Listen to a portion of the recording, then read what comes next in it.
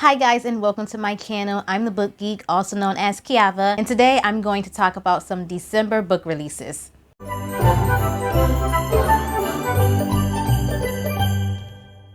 Here are 10 books that were released in December that I am interested in reading. First on the list is The Cousins by Karen McManus.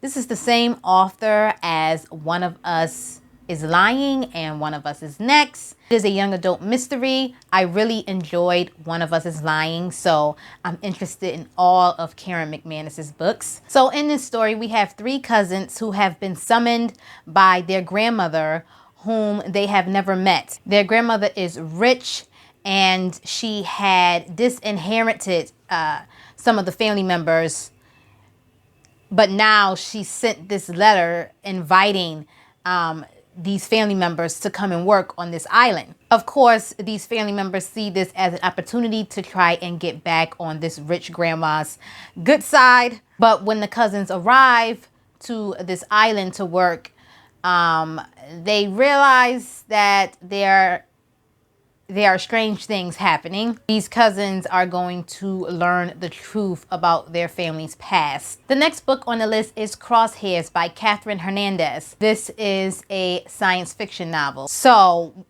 this one sounds like it's going to be very hard-hitting and not so far-fetched if you think about it. In this near future dystopian novel, people are rounding up members of the LGBT plus community, Black people and other people of color, disabled people, anyone that they consider to be other. They're rounding all of these people up and they are placing them in concentration camps. This is a story of a hero who is going to emerge to cause a revolution, to cause an uprising, to fight back against their oppressors. It sounds frightening because it sounds like something that does happen.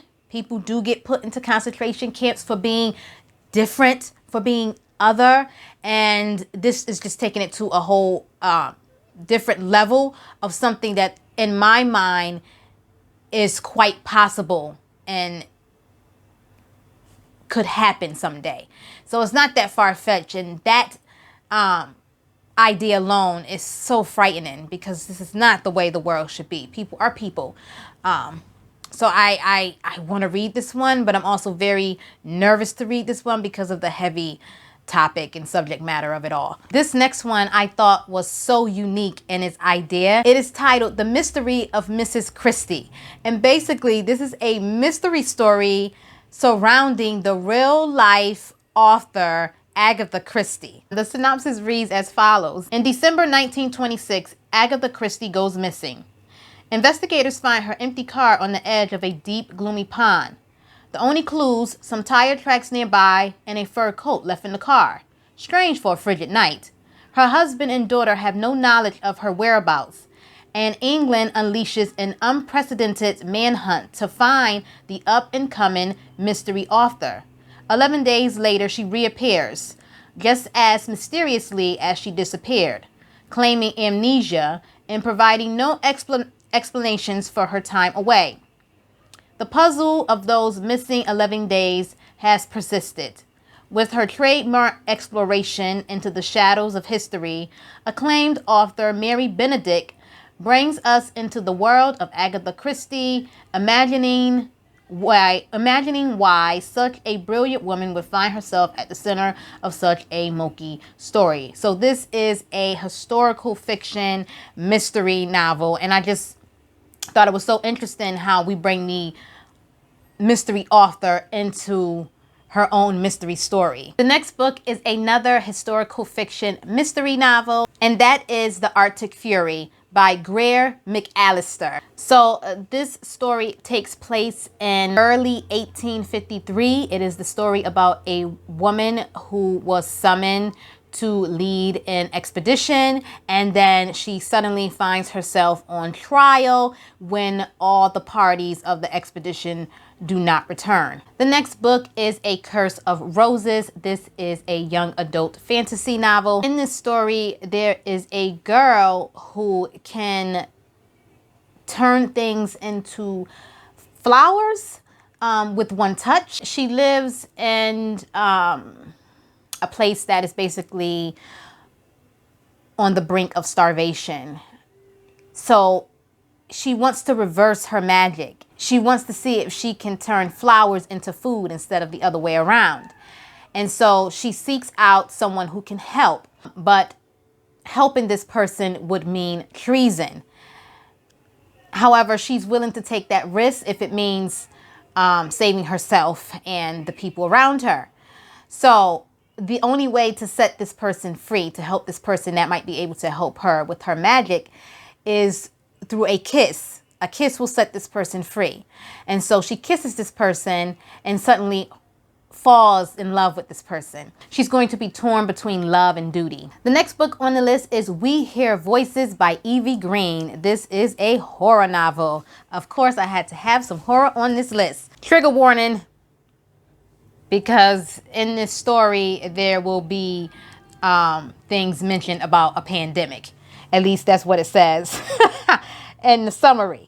So basically, this story is about a young boy who recovers from a pandemic, and he suddenly inherits an imaginary friend. And this imaginary friend makes him do violent things, very bad things. The next book is a children's fantasy, and that is A Wolf for a Spell. The synopsis reads as follows. Since she was a pup, Zima has been taught to fear humans, especially witches. But when her family is threatened, she has no choice but to seek help from the witch Baba Yaga. Baba Yaga never does magic for free, but it just so happens that she needs a wolf's keen nose for a secret plan she's brewing. Before Zima knows what's happening, the witch has cast a switching spell and run off into the woods, while Zima is left behind in Baba Yaga's hut and Baba Yaga's body. Meanwhile, a young village girl named Nadia is also seeking the witch's help. And when she meets Zima in Baba Yaga's form, they discover that they face a common enemy. With danger closing in, Zima must unite the wolves, the witches, and the villagers against an evil that threatens them all. The cover is absolutely stunning, by the way. It sounds like the kind of story that all ages would be able to enjoy. The next book is a young adult science fiction dystopian novel, and it is titled The Ballad of Amy Miles. Is it Amy Miles or Amy Miles? I think it's Amy Miles, by Christie Dallas Alley. This is another story about the breakdown of society. Amy has been raised in isolation in her family's survival compound, and she happens to be one of the few remaining females that can actually still bear children. Because of that, she has been arranged to marry some man that she doesn't want to marry. And so she decides to take off, to run away. And she sets off on a quest to try and find her long lost mother. She wants to find someone of her own choosing to love and not someone that's being chosen for her. The next one is Finding My Voice. This is a young adult contemporary novel. In this story, we have an Asian girl who just wants to be accepted just as one of the other students at her school. But because of discrimination and racism and prejudice, they make her feel like she's different. She is the youngest member of the only Korean American family in town. She is going to fall for a white student. He is going to return those feelings of affection for her. And so she's going to kind of think that this is her opportunity to finally fit in. This will be the story about whether or not this relationship between a white male and an Asian girl will be able to withstand the bias and bigotry of the town, and if this relationship will also be approved by her parents. It seems as though the girl is only going to start to think that she fits in when she starts to date this white male, and I'm hoping that she comes to some realization that she does not need to fit in at all. You know what I mean?